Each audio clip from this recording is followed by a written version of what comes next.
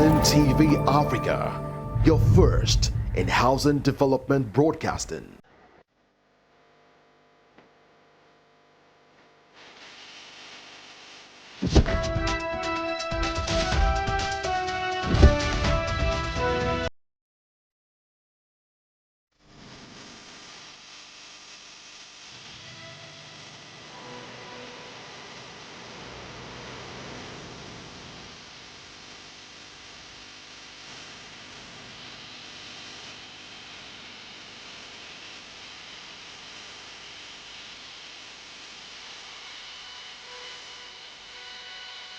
Welcome to Housing TV News at the top of the hour. I'm Joyce Nwosu. Here are the headlines. NSA says late Army Chief Lagbaja, one of Nigeria's finest military officer. Inspector General of Police Kayode Egbetoko imposes movement restriction, bans VIP escorts for Ondo poll. Governor Dapo Abiodun vows to enhance Ogun's industrial growth. On the foreign scene, President-elect Donald Trump selects Tulsi Gabbard as new intelligence head for the United States of America. In sports, Harry Kane frustrated by England team withdrawals. Now the news in detail. National Security Advisor NSA Malam Nuhu Ribadu has described the late Chief of Army Staff, Lieutenant General Taoreed Lagbaja, as one of the best military officers that Nigeria has ever produced. Ribadu said this during a condolence visit to the Chief of Defense Staff, General Christopher, and the acting COAS, Lieutenant General Lufemi Oluyede, on Wednesday at the Defense and Army Headquarters in Abuja. Ribadu was accompanied by the National Coordinator, National Counter-Terrorism Center, Major General Adamu Laka, and other top officials from the Office of the National Security Advisor. He described the late Army Chief as an incredible man, loyal, committed, trustworthy, compatriot, and a good leader. According to him, Lieutenant General Lagbaja loved his soldiers, worked for the armed forces and Nigeria, and also loved the military. I'm here to condole the armed forces of Nigeria, the Chief of Defense Staff, the Chief of Army Staff, and the entire members of our armed forces. We have suffered a great loss. We lost one of our best, Lagbaja, Lieutenant General Lagbaja, an incredible man, loyal, committed, trustworthy, a compatriot, very, very good leader. He loved his soldiers. He worked for the armed forces. He loved his military. He loved his soldiers. That was all A to Z about Lagbaja. But he's no more with us. And that is what life is all about. We are here in sorrow to identify with the armed forces of Nigeria and the army particularly, and to tell them we are in this together.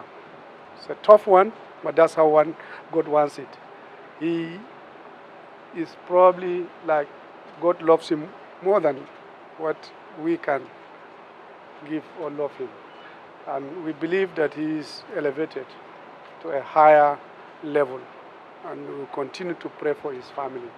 We will continue to pray for those he left behind, and we will continue to be grateful to God for the life he led, for the service he gave, and the commitment he did for his country, and also to our President Bola Ahmed Tinubu. It's a very sad loss, a difficult one to feel, but we thank God for his life. The National Security Advisor had meetings with both the CDS and the acting COAS and signed condolence registers at both Defense and Army headquarters. The Minister of Aviation and Aerospace Development, Mr. Festus Keyamo, on Wednesday announced the recovery of the black box of the ill-fated helicopter which crashed in Port Harcourt, the capital of Rivers State, on 24 October, killing all 8 people on board, 6 passengers and 2 crew members. The aircraft, which is a private chartered aircraft, was taking NNPCL staff from Lagos to Port Harcourt before the crash occurred. The Aviation Minister, in his press briefing, together with all relevant agencies, which includes the Nigerian Safety Investigation Bureau, NCAA, NIMASA, amongst others, says the briefing became very necessary now after all efforts by all the relevant agencies to ensure that victims were rescued alive failed. He says so far, 5 out of the 8 bodies have been recovered and more efforts are still ongoing to recover the remaining 3, but that's the vital component, which is the black box, which will disclose the actual cause of the crash, has been recovered. So 3 bodies and some debris from the helicopter were picked up on day 1.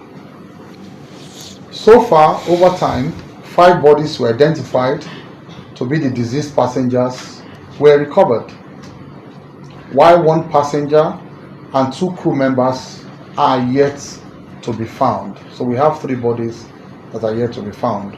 At midnight on the 31st of October 2024, the wreckage of the helicopter was finally located at a depth of 42 meters. Major parts and components of the helicopter, except for the flight recorder, which is the black box, were recovered, including the fuselage. The minister says the ministry's mission is to carry out a thorough investigation to ascertain the cause of the crash and make its findings known as soon as possible. Our objective is to conduct a thorough investigation using available techniques to find a safety issue and recommend a safety change to prevent a tragedy like this from happening again. We will examine the roles of man, machine, and the environment that might have directly or indirectly contributed to this accident. In the process, we will review the certified maintenance documents of the crashed helicopter and the crew's training and medical records. In their responses to questions on if the remaining victims will be abandoned and the possible support for victims' families, the relevant agencies assured that everything will be put in place to give security to the victims' families. We provide emotional support, psychological support as well to the families, as well as try to update them as we go on with the investigation. So that's just a nutshell of what kind of support we support families with at this time. It's too early in the investigation to say why we didn't pick up the ELT signal. That will come at a later part of the investigation. So unfortunately, we can't answer that at this time, as it will be speculating. The minister assured that updates will be given to the media on further findings. Ahead of the Ondo State's governorship election on Saturday, November 16th, Inspector General of Police Kayode Egbetokun has announced a ban on vehicular movement from 6 a.m. to 6 p.m. across roads, waterways, and other transit means. Essential services including ambulances, fire services, and accredited media will be exempted. Additionally, VIPs and security aides are prohibited from escorting principals to polling stations and collation centers to ensure an orderly election process. Force spokesperson Muyiwa Adejobi confirmed these restrictions and noted that DIG Sylvester Alabi will oversee security efforts with support from AIG Bernard Igwe and CP Tunji Diso. Adejobi also assured accommodation for elderly individuals and those with disabilities. Citizens are encouraged to report suspicious activities to help safeguard the integrity of the electoral process. The police have pledged to work closely with military and federal security agencies to promote a fair and peaceful election environment. Stakeholders at the British Council Programme on Inclusive Education in the country are calling for the full implementation of the Inclusive National Education Policy introduced by the Ministry of Education in 2023. According to these stakeholders, if the Inclusive Education Policy is practiced as the document entails, it will bridge the gap in learning across all the states in the country. The acting country director of the British Council, who are the organizers of the policy dialogue, stated the importance of the conference, which had stakeholders in the education sector, the Minister of Education, as well as state commissioners of education in attendance. As British Council, we believe that every child matters, and that children have a fundamental right to access education. That's why we're so passionate about inclusion. That's why we've brought together different stakeholders from governments, both at the federal level as well as at state level, as well as development partners, practitioners, teachers, school leaders, to come and discuss how we bridge the gap from policy to practice in inclusive education. In her contribution to the discourse, the Minister of State for Education says the country already has policies and strategies with regards to inclusive education, which will integrate children with special needs to be educated alongside normal children. While calling for the amendment of the education curriculum in the country, she says government is adopting an holistic approach in addressing these challenges by providing teachers with enough training and equipment that will enable them carry out their assignments. There must be provision for how to cater for those schools while in school, which include a more holistic approach in terms of provision, not only for the infrastructural demands for those special needs, but also in terms of teacher training, teachers that can cope with these special needs students. And then apart from that also, even to some level, even the curriculum itself must be amended, must be, as I said, it has to be a holistic approach in ensuring inclusivity in our school. The Senior Education Manager, Ian Heartfelt, described inclusive education as a journey which provides the opportunity of learning for all children together, and this must be encouraged to boost the confidence of mostly children with special needs.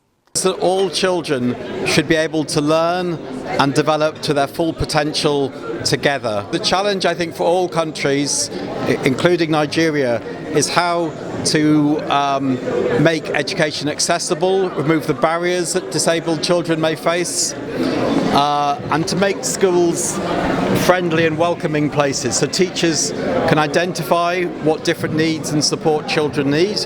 But when disabled and non-disabled children can learn together, that really helps everyone. The lead paper presenter, Folashade Adefisayo, who told participants on the importance of inclusive education in her presentation titled Bridging the Gap Between Inclusive Education Policy and Practice, urged the government to have the political will to implement the program. The main thing is implementing the things in those proposals, and that's why I came up with the major challenges, which would include federal and state cooperation and collaboration, and the states being willing to listen and take on this policy, and as well as providing funding for it, and not just putting it in the budget, but actually releasing funds.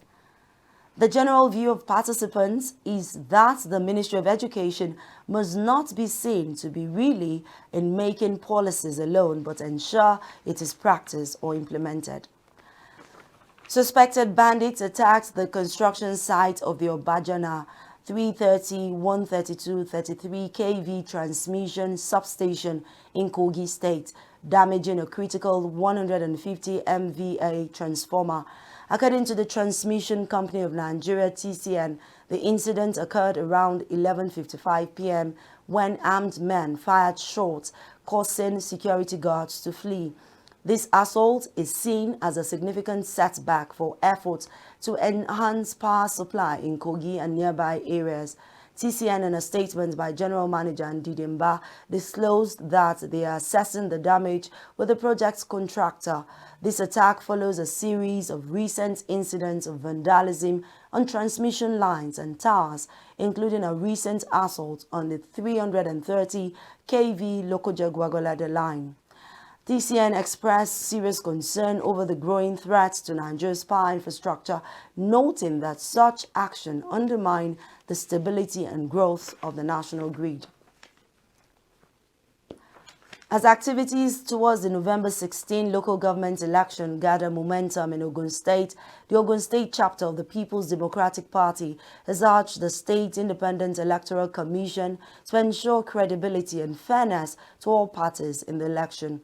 The state chairman of the party, Abayomi Tella, made this call in Abeokuta, the state capital, during a press conference at the party's secretariat in the state capital. The chairman of the party accused the immediate past chairman of the party in the state, Sikirulai Ogundele, of instituting a court case bordering on presentation of a parallel candidates list to the state electoral body, which is now a subject of litigation between the state high courts. He said this is part of many ongoing attempts to disqualify the party's candidates from participating in the local government election next Saturday.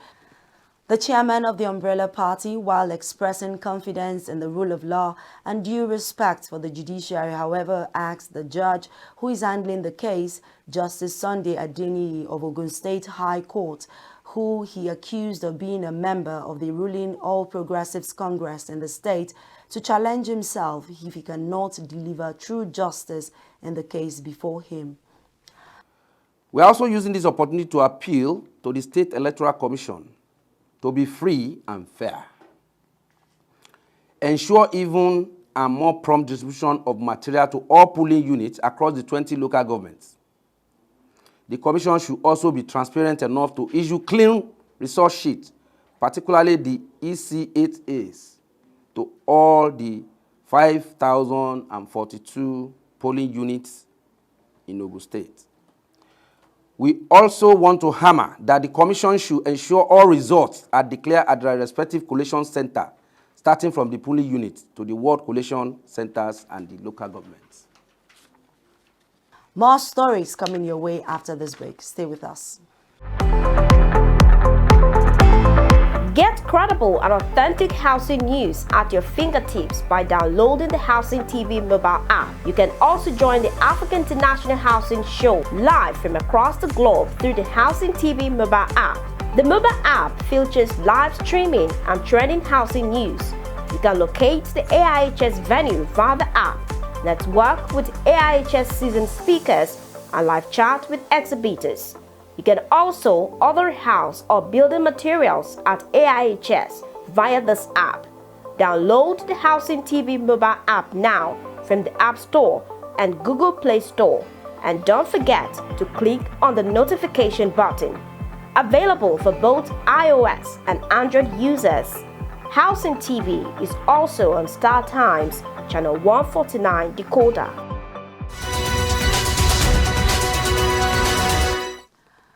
You're still watching Housing TV News at the top of the hour. Moving on, Ogun State's Governor Dapo Abiodun reaffirmed his administration's commitment to fostering a thriving environment for industrial growth and job creation, positioning Ogun as Nigeria's top industrial hub.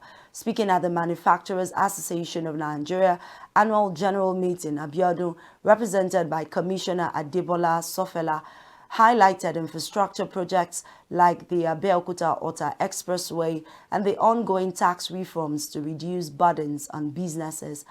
The governor also mentioned initiatives to strengthen the state's security and foster public-private collaboration, saying local businesses' success is key to attracting foreign investment. MAN President Francis Meshoye praised the administration's efforts and urged the state to support policies encouraging local products. MAN Ogun State Chairman George Onafowokan called for continued efforts to counter challenges such as the Naira's depreciation, stressing the manufacturing sector's role in job creation and economic growth. Oyo State's Governor Seyi Makinde presented a 2025 budget proposal of 688 billion naira to the State Assembly, focusing on economic stabilization and growth in key sectors. The budget allocates over 50% of capital expenditure, with infrastructure receiving the largest portion at over 152 billion naira, followed closely by education with 145 billion naira allocation. Speaker Adebo Ogundoyi assured residents of the Assembly's dedication to efficient oversight and prompt passage of the budget for immediate implementation. The proposed budget also designates significant funds for health and agriculture, reflecting Makinde's commitment to balanced development across sectors to improve citizens' welfare and expedite project completions in the coming year. Crossing over to the foreign scene, Donald Trump has appointed former Democrat Tulsi Gabbard as its incoming Director of National Intelligence.